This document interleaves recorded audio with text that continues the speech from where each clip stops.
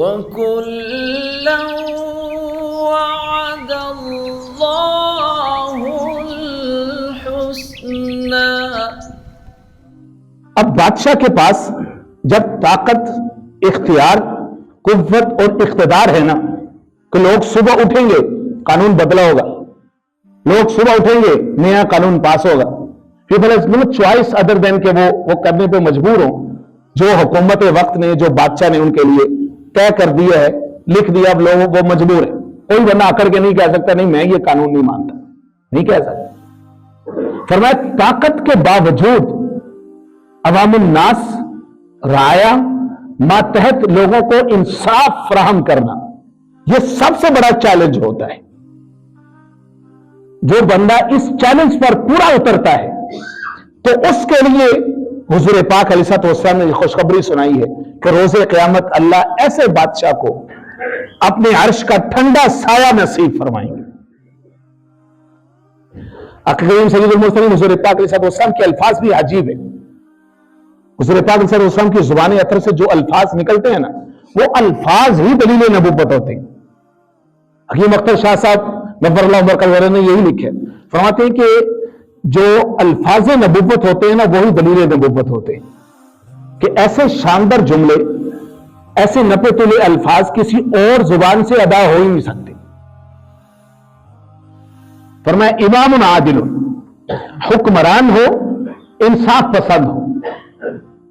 اور حیرانی کی بات یہ ہے کہ اپنے تو اپنے ہیں، جو پرائے ہیں، غیر ہیں، مستشرقین، اورینٹلسٹ، یعنی پچھلے 400-500 سال سے مغرب اور امریکہ سے جو لٹریچر اسلام کے اوپر جو کریٹیسزم میں آیا ہے، تنقید میں آیا ہے، آخر کریم سید المرسلین حضور پاک علیہ السلام کی ذات عالیہ کے بارے میں اکثر و بیشتر نقاد، مستشرقین وہ یہ جملہ لکھنے پہ مجبور ہو گئے، the best personality trait of the holy prophet محمد صلی اللہ علیہ وسلم was a justice۔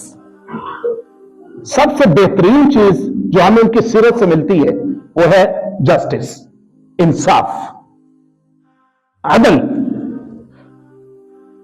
اور اس کی کئی ساری مثالیں موجود ہیں حضور پاک علیہ السلام کے زمانے میں۔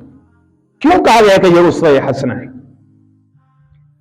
ہم عوام الناس آرام سے اس طرح کی آیتیں، اس طرح کی حدیثیں سنا کے مزے لے کے چلے جاتے ہیں، یار ہمارے پدرم سلطان بود ہمارے بڑے کتنے بادشاہ تھے۔ ارے بھائیو، ہم میں سے ہر ایک شخص ذمہ دار ہے، ہر ایک شخص کو کسی نہ کسی چیز کی ذمہ داری سونپی گئی ہے، بیوی، بچے، اہل خانہ۔ فیکٹری کا مالک ہے وہ فیکٹری کا بادشاہ ہے، علاقے کا مالک ہے وہ علاقے کا بادشاہ ہے۔ ایٹ لیسٹ کم از کم ہر بندہ ذاتی طور پر اپنے اوپر تو بادشاہ ہے کہ نہیں ہے؟ جس کو مرضی چل کے چلا جائے، جس کو مرضی دیکھے، جس کو مرضی پکڑے، جس کو مرضی لڑائی کرے، جس کو جو مرضی جواب دے، تو یہ بھی تو بادشاہی ہے۔ ہر انسان ملین آف ڈالرز کی جو فیکلٹیز ہیں ہر بندے کی، مطلب دیکھنے کی طاقت، پکڑنے کی طاقت، بھاگنے کی طاقت، چھونے کی طاقت، ہر ایک فیکلٹی یہ ملین آف ڈالرز کی ہے۔ ہر آدمی اتنا امیر ترین ہے، اتنا بڑا بادشاہ ہے، تو اب اس کی ذمہ داری ہے کہ وہ جس پر بھی اس کی حکومت چلتی ہے اس کے ساتھ عدل کرے گا۔ اگر انسان کا امتحان ہے کہ اس وقت اس کو انصاف کرنے، اچھے اخلاق کا مظاہرہ کرنے، سخاوت کرنی ہے، کسی کے ساتھ نیکی کرنی ہے، بھلا کرنا ہے، کسی کو سیدھا راستہ بتانا ہے، کسی کو نصیحت کرنی ہے، کسی کو سمجھانا ہے، اب اس معاملے میں وہ شخص امانت میں خیانت کرے، بددیانتی کرے، جھوٹ بولے، غلط گواہی دے، جھوٹے بندے کے ساتھ کھڑا ہو جائے، ظلم کے ساتھ کھڑا ہو جائے، تو اب کیا ہے؟ اب یہ نہیں ہے کہ وہ والی جو وعید ہے وہ صرف بادشاہوں کے لیے، بھائی یہ ہر آدمی کے لیے، ہر آدمی کسی نہ کسی درجے میں بادشاہ انصاف کرے گا تو اللہ کی طرف سے اس کے لیے ریوارڈ ہے، نہیں کرے گا تو اس کو حساب دینا پڑے گا۔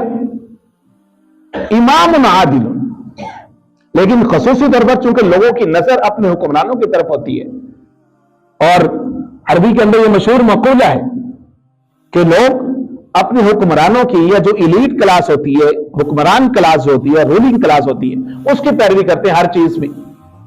جیسا وہ رہنا پسند کرتے ہیں ویسے لوگ رہنا شروع کر دیں گے۔ اگر وہ سر پہ ٹوپی پگڑی دستار رکھیں گے تو لوگ بھی رکھنا شروع کر دیں گے۔ جس طرح کی حالت ان کی ہوگی، جس طرح کے کپڑے وہ پہنیں گے لوگ بھی پہنیں گے، جس طرح کی گاڑیوں میں وہ چلنا پسند کریں گے لوگ بھی ویسی گاڑیوں کو امیجن کریں گے۔ یہ فطری بات ہے کہ ہر چیز اوپر کے طبقے سے ٹرانسفر ہو کے نیچے آتی ہے، اس لیے حضور پاک علیہ الصلوۃ والسلام نے جو اوپر کی جو رولنگ کلاس ہے اس کا تذکرہ فرمایا۔ امام عادل، جو حکمران کلاس ہے، اس کے لیے چیلنج ہے کہ وہ عدل کا مظاہرہ کرے، انصاف کا مظاہرہ کرے، کسی کے ساتھ ظلم و زیادتی نہ کرے۔ اور قرآن مجید کا یہ اعلان ہے، یا ایھا الذین آمنوا کونوا قوامین بالقسط، فرمایا ایمان والو قسط، انصاف کے ساتھ کھڑے ہو جاؤ، حق کا ساتھ دینے والے بنو۔ جتنے وہ لوگ جو عہدوں کے خواہش مند ہیں، جو کرسیوں کے خواہش مند ہیں، جو گدیوں کے بھوکے ہیں، جو بڑے عہدوں پہ پہنچنا چاہتے ہیں، لاکھوں کروڑوں روپے لگا کے بڑی کرسی تک پہنچنا چاہتے ہیں، ان سب کے لیے یہ چیلنج ہے، ان سب کے لیے یہ امتحان ہے۔ وہ سب خبردار ہو جائیں۔ اللہ نے جو میزان اتارا، اللہ الذی انزل الکتاب بالحق والمیزان، یہ کرسی پہ بیٹھا ہے، دراصل یہ اللہ کی کرسی پہ بیٹھا ہے۔ اللہ کی طرف سے اس کو امانت ملی، یہ اقتدار اختیار، اس کے بندوں کے اوپر حکومت کرنے کا اس کو موقع ملے، چاہے وہ مقننہ کا کوئی فرد ہے، قانون نافذ کرنے والے، چاہے وہ عدلیہ کا کوئی فرد ہے، کسی بھی عہدے پر ہے، چاہے وہ حکومت کا کوئی بھی فرد ہے، کسی بھی عہدے پر ہے، اس کو جو اللہ نے اختیار دیا ہے، یہ دراصل اس کے پاس امانت ہے۔ یہ اس کی ذمہ داری کہ وہ اپنے معاملات میں فیئر رہے اور لوگوں کے ساتھ ظلم و زیادتی نہ کرے۔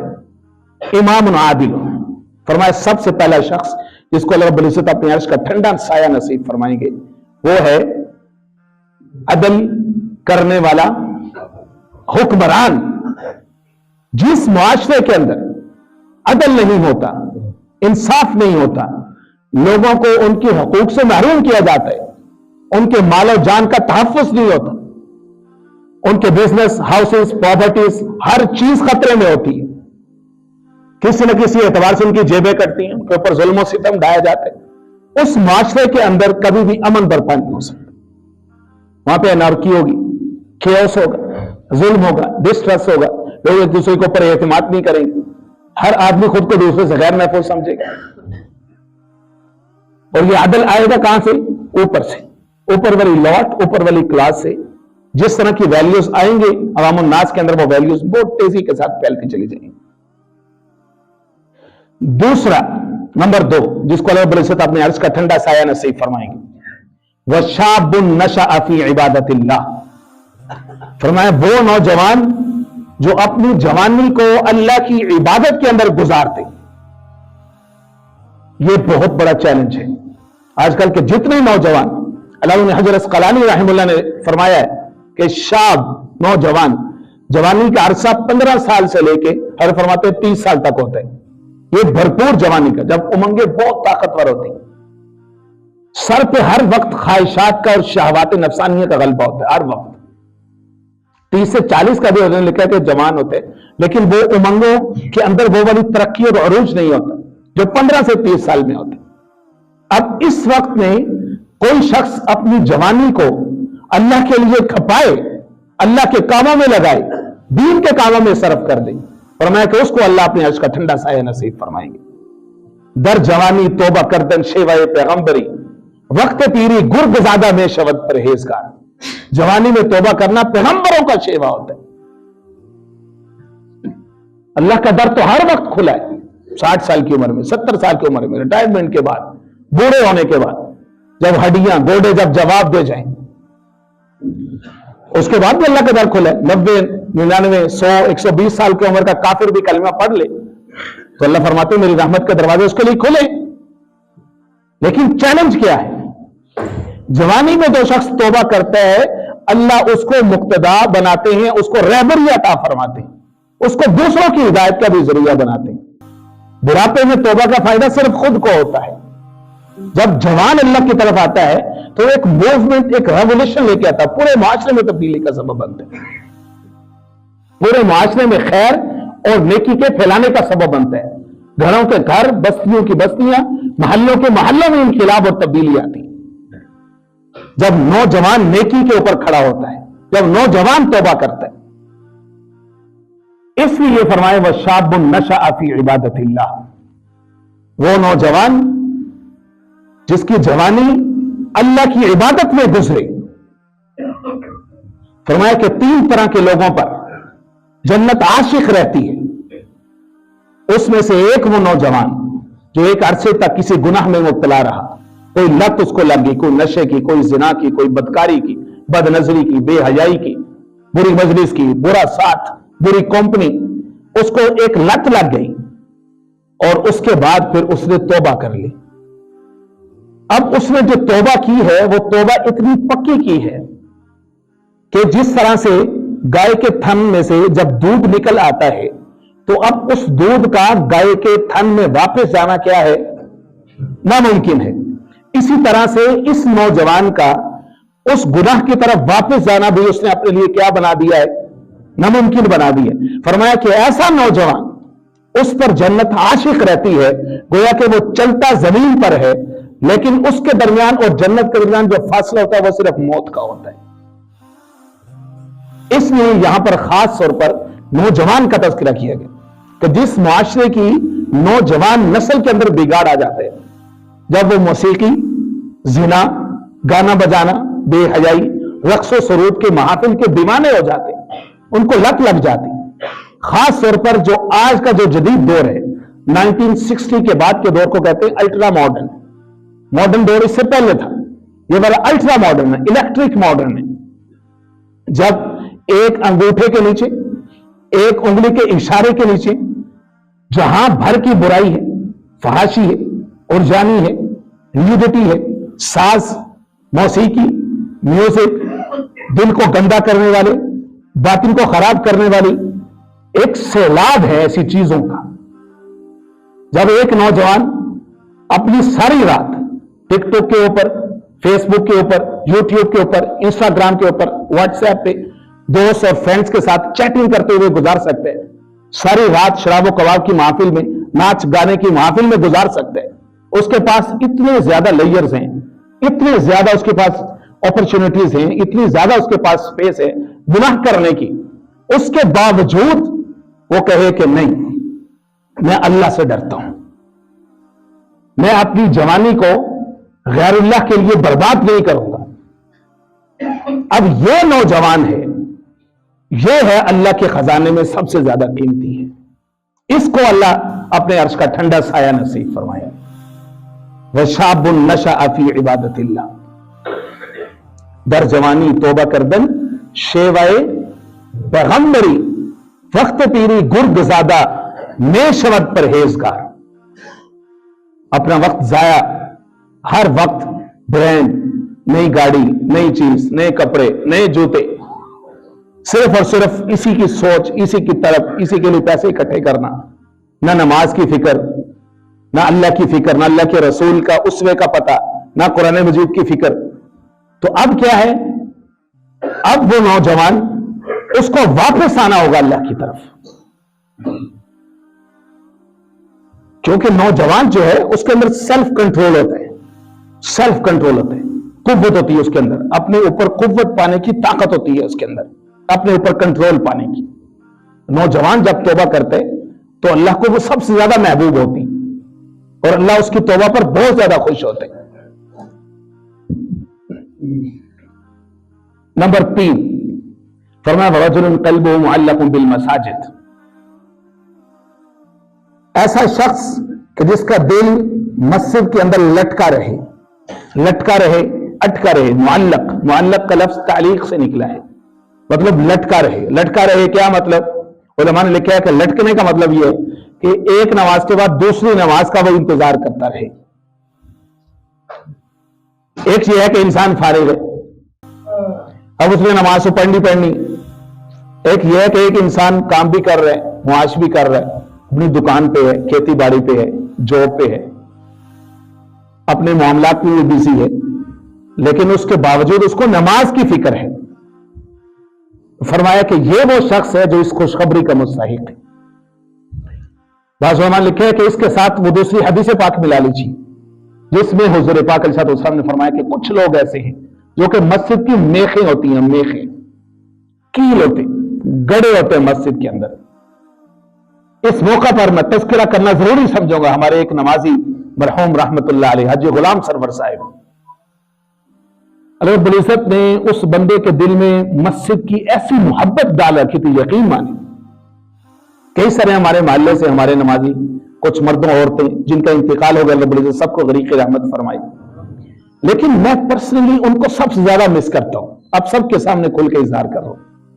एक अजीब रब्बुल इज्जत ने उनके लिए मेरे दिल में मोहब्बत पैदा की हुई थी, सिर्फ मेरे दिल में बल्कि सब नमाजियों के दिल में। खड़े हैं, कुरान मजीद पढ़ रहे हैं, थक गए तो खड़े होकर पढ़ना शुरू कर दी। नमाज पढ़ रहे हैं, लंबे लंबे रुकू सजदे। ऐसा नहीं है कि वो वेले थे, इधर लोग कहते अगर वेले थे तो ऐसा कर रहे थे, नहीं नहीं नहीं, घर की उनकी जरूरियात थी, मामलात थे, बच्चों को लाना देना सारा कुछ। लेकिन अजीब हालत थी उस आदमी की, जब वो मस्जिद में आता था ना तो घर के सारे काम निपटा के आता था, बेचैन बेकरार नहीं कि बस सलाम फेरा और ये जा वो जा, वो जूतियों पे इधर से सलाम फेरा, पता नहीं सलाम भी पूरा फेरा नहीं, वो जूतियों पे। वो जुम्मे वाले दिन होता है ना ये वाला सीन, वो आए गाड़ी दौड़ा के और वो गाड़ी भी बिल्कुल पीछे करके खड़ी की ताकि भागना आसान हो, और बिल्कुल बाहर मुसल्ला लेके नुक्कड़ पे खड़े हो गए ताकि थोड़ा सा अंदर जाके कहीं घुसना ना पड़ जाए, वापस निकलने में मुश्किल ना हो। बिल्कुल जूती भी पास रखी सेफ जगह पे, जैसे ही सलाम फेरा, ये अभी दुआ हो रही है कि वो साहब घर में है, तब तक वो अपना फोन पूरा देख चुके हैं, किस किस का फोन है, किस किस का मैसेज है, व्हाट्सएप उसको फारिग कर चुके।